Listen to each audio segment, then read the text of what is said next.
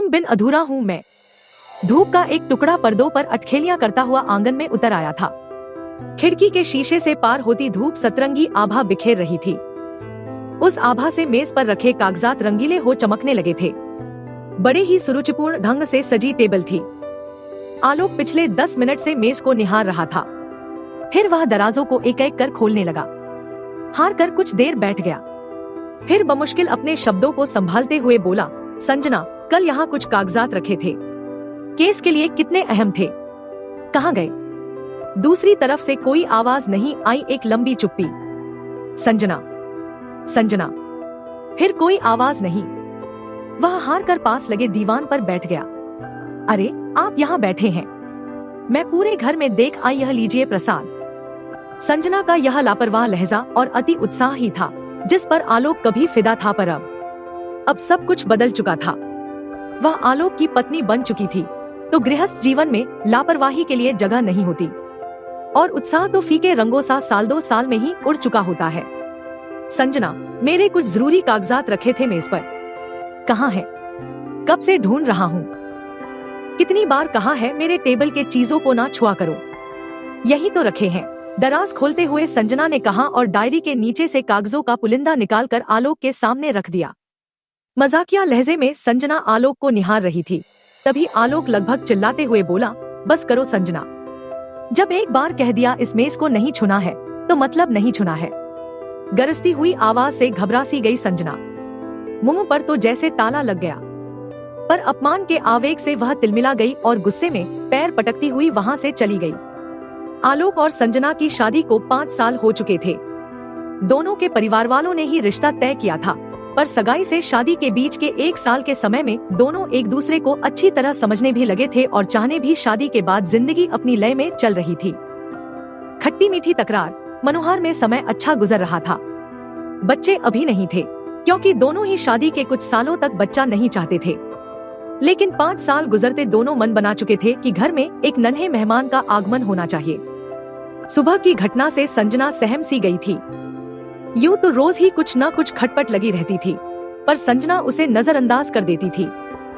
पर कुछ दिनों से दोनों के बीच की नोक-झोंक कलह का रूप लेने लगी थी। कभी आलोक आवेग में रहता, तो कभी संजना। अब से उसने आलोक की स्टडी में जाना ही बंद कर दिया। दिन ब दिन दोनों के रिश्तों में खिंचाव बढ़ने लगा था। कभी संजना खींच उठती, तो कभी आलोक। इस कदर बढ़ते झगड़ों ने उनके माता पिता बनने की उम्मीद पर भी पानी फेर दिया। बात ज्यादा बड़ी नहीं थी, पर दोनों का अहम झुकना नहीं चाह रहा था। रिश्तों में जब प्यार और समर्पण की जगह अहम ले लेता है, तो दरार आने की संभावना बढ़ जाती है। और अगर टकराव दोनों ही ओर से पूरे वेग से हो, तो स्थिति के भयावह होने में समय नहीं लगता। 1 हफ्ते बाद ही करवा चौथ था, पर संजना का मन खिन्न था। कुछ तैयारी का मन ही नहीं करता था। ऊपर से तबीयत भी नासाज लग रही थी उसे। लेकिन आज बाजार से सामान लाने जाना जरूरी था। आलोक से वह मदद नहीं लेना चाहती थी, इसलिए स्कूटी पर जाने का निर्णय लिया, पर स्कूटी में पेट्रोल खत्म था। वह थक कर वहीं बैठ गई। आलोक ने उसे परेशान देखा, तो वह बाहर आया और परेशानी का कारण पूछा। स्कूटी को देखते हुए आलोक बोला, कहीं जाना है? चलो मैं ले चलता हूँ। मुझे भी बाहर काम है। संजना ने कुछ जवाब नहीं दिया। तुम बैठो, मैं तैयार होकर आता हूँ। संजना आलोक की स्टडी में बैठ गई। कुछ देर तो वह चुपचाप बैठी रही, लेकिन चारों ओर फैले कागज और किताबों को देखकर उसके हाथ मचलने लगे, और आखिरकार पूरी टेबल व्यवस्थित करने पर ही रुके। आलोक के कदमों की आहट सुन वह बाहर आ गई। आलोक ने संजना के लिए कार का दरवाजा खोला, तो संजना का मन जाने कैसा पानी पानी सा हो आया।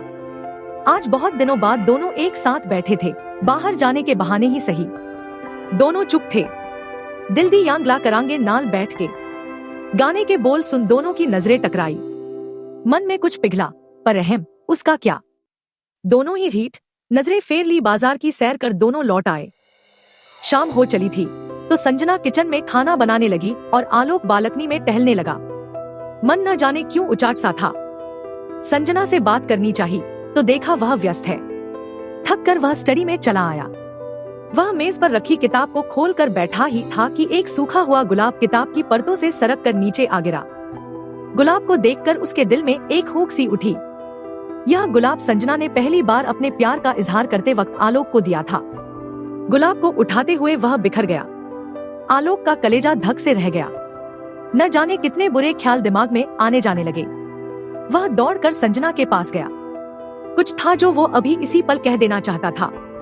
वहां पहुंचकर उसने देखा संजना हाथ में वह साड़ी पकड़े खड़ी है जो आलोक चुपचाप उसके बेड पर रखाया था। सुनो संजना, तुम्हारी चुप्पी बर्दाश्त नहीं होती। गुस्सा हो तो लड़ झगड़ लो यार, तुम्हें पूरा हक है।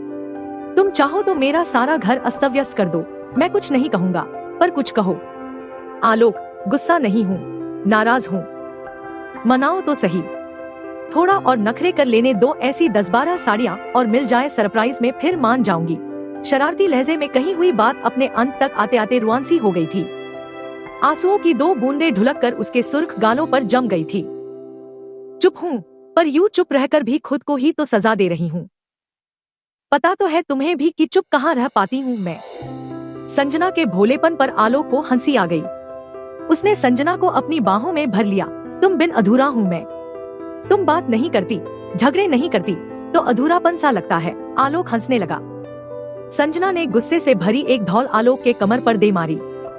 दोनों खिलखिलाकर हंस पड़े। बहुत दिनों से शांत पड़े घर में जैसे प्रेम की बौछारें बरस पड़ी थी। माहौल खुशनुमा, मन खुशनुमा, जीवन में संपूर्णता। और क्या चाहिए जीने के लिए। ऐसे ही मजेदार कहानियों के लिए मेरे इस चैनल को लाइक, सब्सक्राइब और शेयर करना न भूलें।